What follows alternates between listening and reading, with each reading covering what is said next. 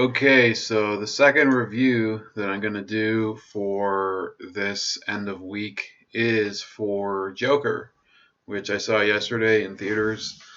And I really think it would be great if YouTube could let me do a review of this without getting copyrighted, but just in case, I'm leaving the volume off of the trailer.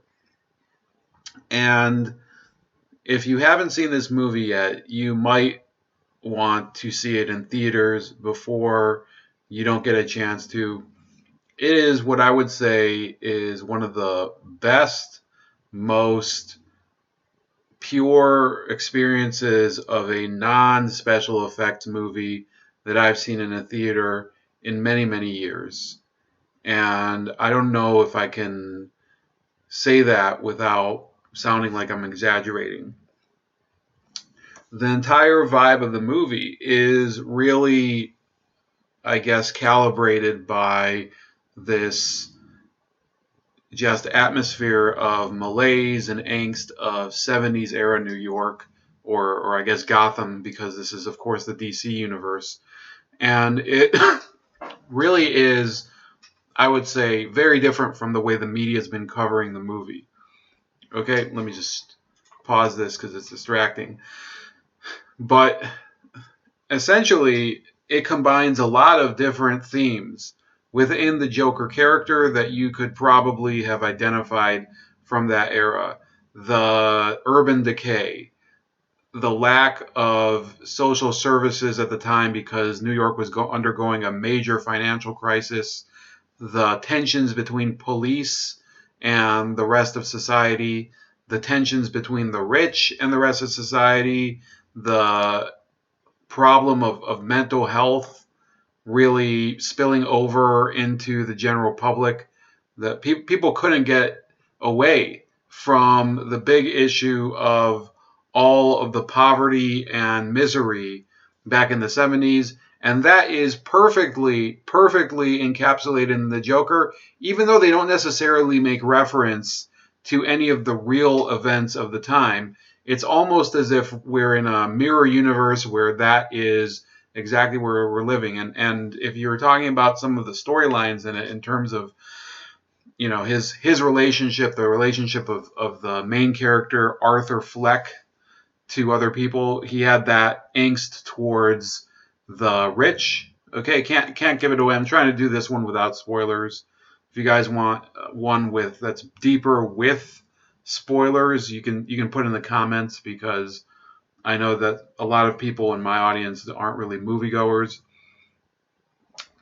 Arthur Fleck, the Joker, who's played by Joaquin Phoenix, is, I would say, a good analogy to some of the people of the time, like the Son of Sam, and he just has this disconnect with the people who were in society, except for one late night host who's played by Robert De Niro. His character name I think is Murray Franklin, and beyond that, his mother is basically bedridden. So if you're a person who's lost a parent, you're probably going to have a very deep attachment to the character.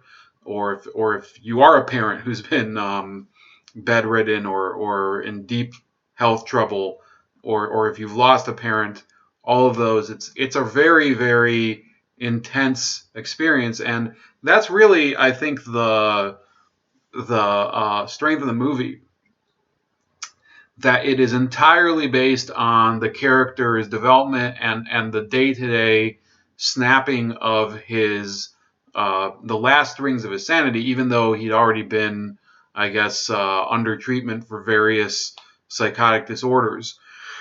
And the person that you're seeing on the screen right now with him, I didn't look up who the actress is, but she essentially functions as his last hope for a normal life.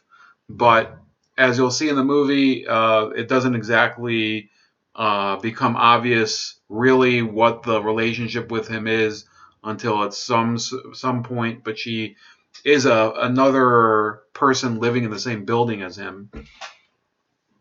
Now, a lot of the themes that people are trying to make out of this movie, such as gun violence, such as the fact that this exhibits elements of the alt-right or clown world or everything, the fact that it might be using the clown character is entirely dependent on the fact that it is the Joker, right? The Joker is a character that precedes the clown world meme by decades, by probably 60 to 70 years. I'm not a big comic book nerd, but I know that the Joker was part of the Batman original series of the 60s. It was part of the comic books of the 40s. So no, I don't believe that the whole theme of clowns has anything to do with the alt-right in the context of this movie. In fact, if you look at the way the clown theme develops, it is more of a it's a rebellion against the class, the ruling class in Gotham, and you do start to see that this character could be one of the best examples of these heroes that are made out of social outcasts that you'll ever see. Now, what are the main themes? I've already mentioned mental health. I'd also say that broken homes and fatherhood, child abuse, issues of solidarity among employees.